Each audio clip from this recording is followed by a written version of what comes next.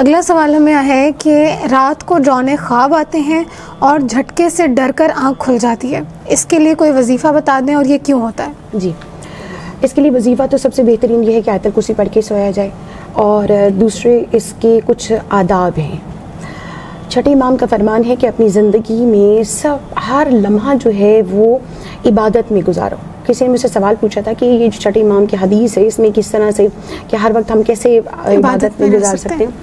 تو ایک آسان سی بات میں نے ان سے کہا تھا کہ ظاہر سی بات ہم انسان ہیں، ہر وقت اپنی زندگی کو نہیں سجدے میں گزار سکتے، عبادات میں نہیں گزار سکتے۔ اس کے لیے بہترین عمل یہ ہے کہ آپ ہر جو کام کریں اس کو حدیث کے مطابق کریں، اور سونے کے آداب سب سے بہترین ہے کہ جب آپ سونے لگے باوضو ہو کے سوئیں۔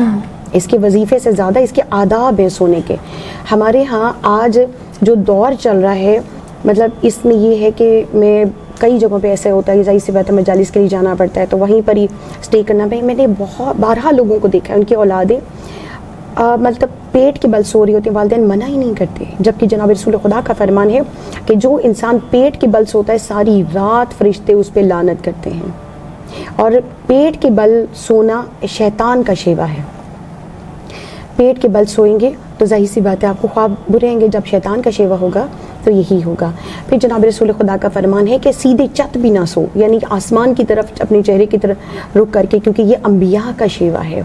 انبیاء کا شیوا جو ہے وہ یہ ہے، خدا سے انبیاء جو ہے وہ کلام بھی کر سکتے تھے سب کچھ، لیکن جب ہم سیدھا سوئیں، آپ نے دیکھا ہوگا کبھی بھی ہم بالکل سیدھا سو جائیں تو ہم ایک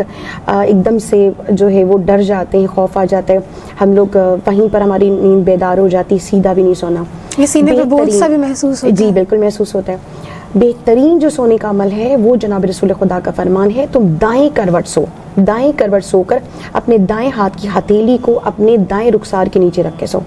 تو کبھی بھی زندگی میں نہ برے خواب آئیں گے، اور نہ ہی آپ کے لیے اس کے کوئی جیسے ڈاکٹری عمل ہے، جیسے پیٹ کے بل کوئی سوتا ہے تو وہ اس کے بارے میں ڈاکٹرز بھی منع کرتے ہیں کہ جب انسان پیٹ کے بل سوتا ہے تو جو کمر والی جو ریڑھ کی ہڈی ہوتی ہے اس کا بہت وزن ہوتا ہے، اور جب وہ انسان کی رگوں پر آتا ہے تو انسان کی رگیں جو ہیں وہ اس وقت بند ہو جاتی ہیں، خون گردش کرنا چھوڑ دیتا ہے تو انسان بیمار پڑ جاتا ہے۔ اسی طرح آپ کو ایک واقعہ چھوٹا سا بتاتی ہوں کہ جی، جناب رسول خدا کے پاس ایک شخص آیا، اس نے آ کر کہا کہ یا رسول اللہ آپ مجھے یہ بتائیے کہ ہم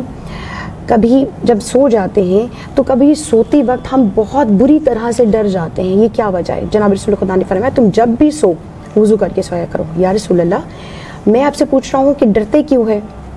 جناب رسول خدا نے فرمایا تم وضو کر کے سو، تمہیں خواب میں کبھی بھی خوف نہیں آئے گا، لیکن وجہ تو بتائیے۔ اب جناب رسول خدا فرما رہے ہیں کہ جب مومن کو نیند آتی ہے اس کی روح جنت کی سیر کرنے چلی جاتی ہے، سبحان اللہ، لیکن اگر وہ باوضو ہو تو، لیکن اگر اس کا وضو نہ ہو تو کیا ہوتا ہے، شمال سے غروب تک جو ہے شیطان اپنا پورے کا پورا جسم پھیلا دیتا ہے۔ اب وہ جب پورا جسم پھیلاتا ہے، جس کا وضو نہیں ہوتا، اس کا پاؤں، دایاں پاؤں شیطان کے جسم کے ساتھ جب ٹچ ہوتا ہے وہ خوف سے بیدار ہو جاتا ہے اور وہ جنت تک اس کی روح نہیں پہنچ پاتی ہے۔ لیکن جب وہ باوضو ہوتا ہے تو وہ انسان جو جنت کی طرف اس کی روح جا رہی ہوتی ہے، شیطان اس کے قریب بھی نہیں آ سکتا، اس کا جسم جو ہے وہیں رہ جاتا ہے، انسان وضو کے حصار میں ہوتے ہوئے جنت کی سیر کر کے واپس آ جاتا ہے۔ اسی لیے جب انسان جنت میں پہنچے گا، اس دنیا سے جب جائے گا جنت میں پہنچے گا تو انسان کہے گا یہ تو میں نے دیکھی ہوئی ہے۔ وہاں مومن کو بتایا جائے گا جب تم سو جایا کرتے تھے فرشتے تمہاری روح کو جنت کی سیر کے لیے لے آیا کرتے تھے، بشرطے کہ مومن ہو، باوضو ہو۔ اس کے علاوہ بھی بہت کچھ ہے کہ آیت الکرسی پڑھے بغیر بچوں کو کبھی نہ سونے دیں۔ آیت الکرسی پڑھ کے جو انسان سوتا ہے اس کو کبھی بھی ڈراؤنے خواب نہیں آتے، لیکن ویسے بھی ہے کہ اگر کسی کو ڈر لگتا ہے، خوف آتا ہے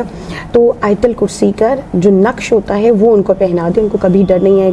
لگے گا۔ اگر پھر بھی آتا ہے تو چاروں کل کے جو نقش ہوتے ہیں، چار کل اور آیت الکرسی کا نقش تعویذ جیسا بنا کر پہنایا جاتا ہے، یہ اکثر علماء کرام لکھ کر دیتے ہیں، وہ ان کو پہنا دیا جائے تو ان کو خوف نہیں آئے گا۔ لیکن سوتے وقت آیت الکرسی لازمی پڑھ کے اور باوضو ہو کر سوئیں تو کبھی خواب میں خوف نہیں آئے گا، انشاءاللہ۔